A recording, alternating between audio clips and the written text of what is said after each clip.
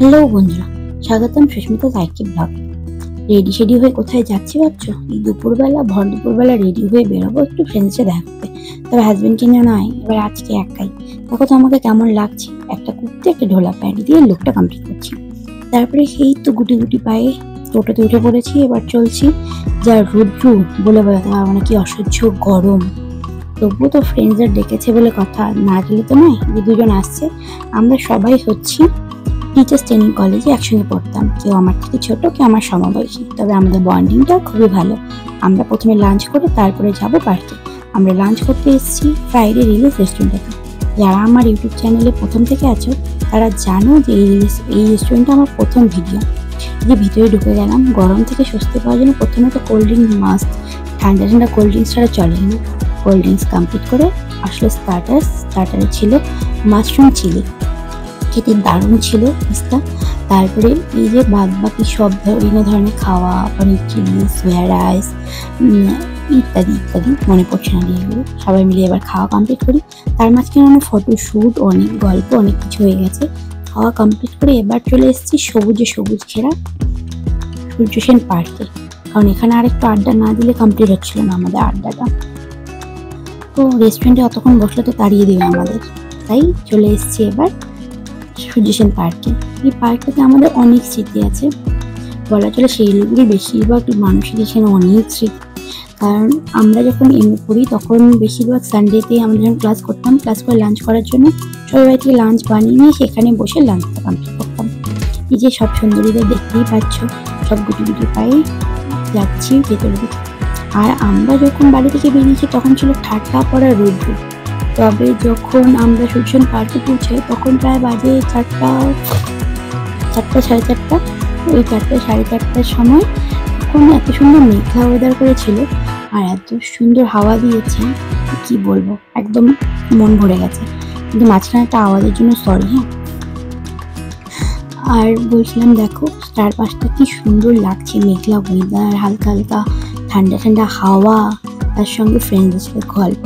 ভাবো, ফ্রেন্ডসরা লাইফের এমন একটা পার্টস যে যতদিন পরে দেখা হোক না কেন, যেদিন দেখা হয় তারপরে কিছুদিনের জন্য মানে শরীরে অক্সিজেন চলে আসে, একটু রিলিফ চলে আসে, একটু এনার্জিটা বেড়ে যায়। তাই সবার, আমি জানি না কাদের মধ্যে সেম, তবে আমাদের মধ্যে তো সেম।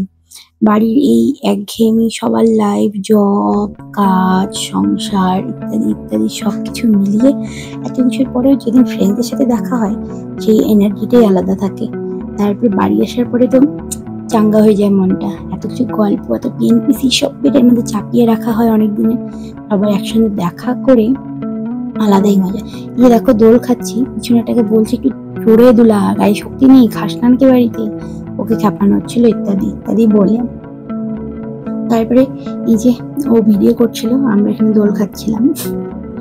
তারপরে এবার মনে পড়েছে ভিডিও করতে হবে, রিলস বানাতে হবে। এই যে রিলসের আমাদের প্র্যাকটিস চলছে। হ্যাঁ, এটা ফাইনাল রিলস নয়, প্র্যাকটিসটা দেখালাম তোমাদের। ফাইনাল রিলসটা আসছে, দাঁড়াও একটু, আমি তো ফ্রেমের বাইরেই চলে গেছি। তারপরে ফটো তুলবো কি করে, সব ফ্রেন্ডসরা মিলে আছি, ফটো তুলবো, ফটো নতুন নতুন পোজ না দিলে, একটু আজব আজব পোজ না দিলে হয় বলো? আজব পোজের জন্য বলা হয়েছে, আর একজন শয়তানি করে ভিডিও করে নিয়েছে আমাদের। ভিডিওটা করছে ঠিক আছে, এই একটা মজার স্মৃতি রয়ে গেল না। সব হাসি পাগলামো মানুষ দেখলে বলে সেটা মানে পাগল। ঈদে চলে এসছে ফাইনাল রিলস। এবার দেখো প্র্যাকটিস করার পর আমরা রিলসটা বানিয়েছি, কেমন হয়েছে বলো। আর এই রিলসটা আমার ইনস্টা আইডিতে আছে। আমার ইনস্টা আইডি হচ্ছে অধিকারী 3446। এটা হচ্ছে আমার ইনস্টা আইডি, ওখানে পেয়ে যাবে। লাইক করে দিও, শেয়ার করে দিও একটা। তারপরে যে ফটো তোলার মাঝখানে আবারও ভিডিও করে না, প্রত্যেকবার চালাকি করে আবার একটু দৌড়ে ঝাঁপে রিলস বানিয়ে সবকিছু করে হাঁপিয়ে গেছি, তাই একটু রেস্ট নেওয়া হচ্ছে। তারপরে আবার টয় ট্রেন ছাড়ছে, এবার টয় ট্রেনটা দেখতে যাও, তো ভিডিওটা করা মাস্ট ইম্পর্টেন্ট না। আবার চলে এসেছি ভিডিও করতে টয় ট্রেনটা। আমরা ভেবেছিলাম টয় ট্রেনে উঠবো, তবে কি বলতো টয় ট্রেনটার পরের লট ছাড়তে অনেক দেরি, ততক্ষণ আমাদের দেরি হয়ে যাবে। এই যে 2 হিরোইন আমাদের রেল লাইন দিয়ে হেঁটে আসছে, একটু মডেলিং করছে। আমরা সব একসঙ্গে থাকলে এগুলো পাগলামি করি, তাই ফাগেটিড এগুলো পাগলামিগুলোকে দেখতে হবে না। তোমরা শুধু চারপাশের ন্যাচারাল প্রকৃতিটাকে দেখো, নেচারটাকে দেখো আর এনজয় করো। তারপরে 5:30 নাগাদ মোটামুটি ঝড় একটু বেশি আসার আশঙ্কা হচ্ছিল, ভাবলাম বেরিয়ে পড়া ভালো। তো বাই বাই করে সবাইকে টাটা করে আমাকে খ্যাপাচ্ছিল সবাইকে, কেমন ব্লগার, কেমন ভিডিও করলো।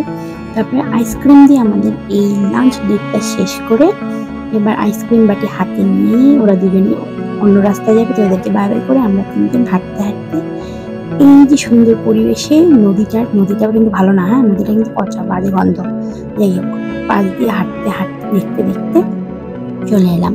কেমন লাগলো তোমাদের আমাদের ভিডিওটা কমেন্ট করে জানিও, আর ভালো লাগলে আমার চ্যানেলটিকে সাবস্ক্রাইব করে দিও আর ভিডিওগুলো শেয়ার করে দিও। Thank you for watching.